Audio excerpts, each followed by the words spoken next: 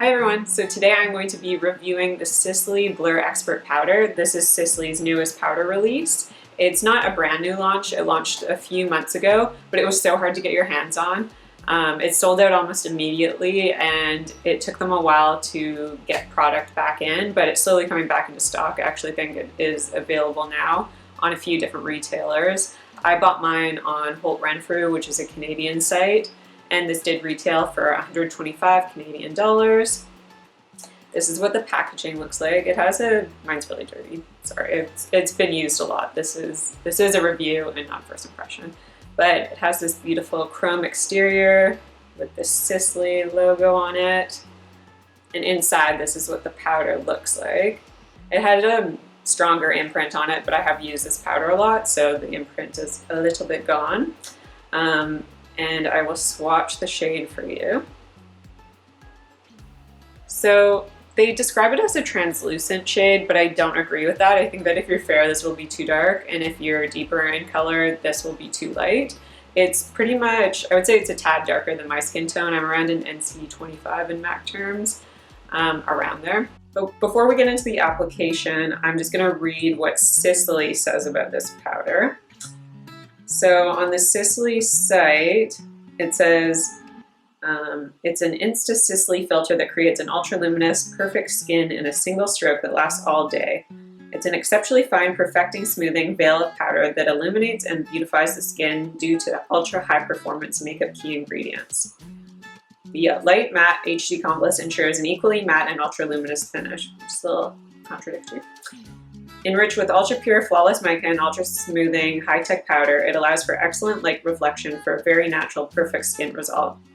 I will say that's pretty true. The texture is unlike any powder I've ever felt. It's so silky smooth, like it actually feels kind of like silk. I definitely had mixed thoughts about purchasing this powder. I originally was going to, and then I saw Michelle Wong's video on it, and she didn't give it the best review. She said that it did have that blurring effect when she pressed it onto her skin.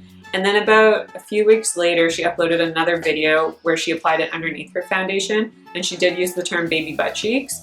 And actually that video, right after I watched it, I bought the powder because I was thinking like, I have to have baby butt cheeks on my face. That just is everything I want from a powder and a primer and my foundation. So I purchased this product based on her follow-up to her review.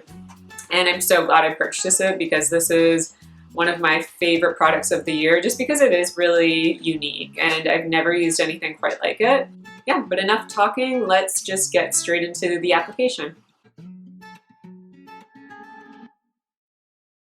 And I'm gonna go ahead and apply the powder to my skin. So all I've done is my skincare and I have put concealer under my eyes. I like to do my concealer before my foundation, and I also like it underneath the powder better.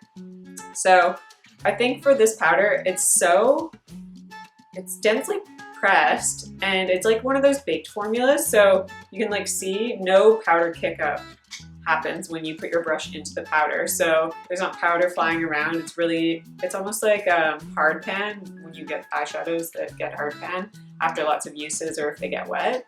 It almost feels like that. It's really silky smooth to the touch. It's the most unique powder I've ever felt. It's so finely milled. It's pretty incredible. I feel like you have to touch it and kind of press it in the pan to see. Like, yeah, just no kick up anyways. So, and I find the best powder brush to apply this with is something that's really stiff and dense. If you have something that's too fluffy and like a squirrel hair brush, say, it's gonna be too feathery to pick up the product because this is so densely packed and baked. So this brush that I have here is the Wayne Goss number 13. It's really dense and you can see all the hairs are packed tightly together. And so I'm just gonna go in and start on my forehead, just a light amount. And I find that the best way to apply this is by pressing it into the skin. I feel like you're almost pressing it into your pores. I don't like to buff it. And that might be because I have dry skin, so I just find buffing it makes my skin feel a little too dry. But just really pressing it into the skin. And when you first apply it, you're not going to notice a huge difference. It definitely looks a little bit blurred, but it's nothing crazy. It's nothing too intense, and the coverage level isn't like a powder foundation, so don't let this intimidate you. At first, I will admit, when I saw Michelle's video, it really made me nervous to think of applying powder underneath my foundation, just because I do have dry skin and I like a light coverage, and I've just never applied powder underneath my foundation, so it was a little intimidating and a little weird, but seriously, after trying it, it's pretty amazing. So yeah, I'd say it gives you like a super light coverage. It just gives your skin kind of a tint, which is actually nice for me because my body is a lot more tan, but I wouldn't say there's hardly any coverage. So now I'm going to go into my foundation. This is where the magic happens. I'm going to go in with the Guerlain L'Essentiel foundation. Obviously my French was pronounced very poorly. I really love this foundation. So I'm just going to take one pump of the foundation. Like I said in the beginning, I like a light to medium coverage, so I find this is enough. And it truly is amazing what this does on your skin. I actually look poreless. And it does, like one of the claims was that it looks like a filter over your skin, and I actually feel like it does look like there's a filter over your skin. It's really incredible to see. I don't know if you can see my skin texture or anything, but it looks marvelous. I don't think this powder makes my makeup last any longer. My foundations usually wear for the whole day anyways, so I don't notice a difference with that, and I don't ever really touch up with powder, so I actually haven't used it as a touch-up powder. Alright, so I've just set my under eyes with some loose powder and finished, not the rest of my makeup because I still need to do bronzer and blush and stuff, but I've finished my eye makeup. And I just wanted to show you what it looks like with powder on top. So I don't really feel my foundation is still a tiny bit tacky. I probably could get away with not setting it, but I actually like the effect of setting it with another little tiny bit of powder over top. So it's kind of weird because you're sandwiching in like a powder, a liquid and a powder, and I swear it does not look cakey. I totally thought it would, and I thought you would be able, I thought maybe the texture would be emphasized, but it's truly such a unique powder that you can wear it under makeup. And if I'm comparing it to something like the Charlotte Tilbury Flawless Airbrush Finishing Powder, this is my ultimate holy grail powder for setting my makeup. And the textures are totally different. This one is definitely very powdery. You can see I've gone through it.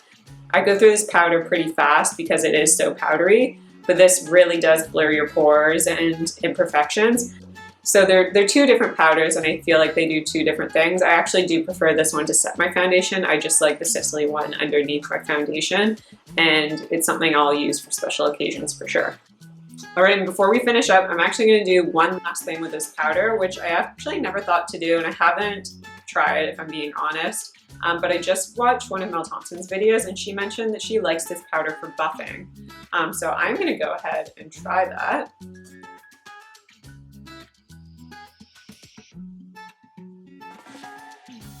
So buffing is just kind of blending over everything, so we have no harsh lines at the end of the makeup application. So I can't tell you how much I love this powder from Sisley. It's probably not going to replace my Charlotte Tilbury Airbrush powder, but it's definitely alongside, and I can't really even compare them because this is such a unique product to me. I prefer it as my makeup primer, so to speak, so underneath my foundation.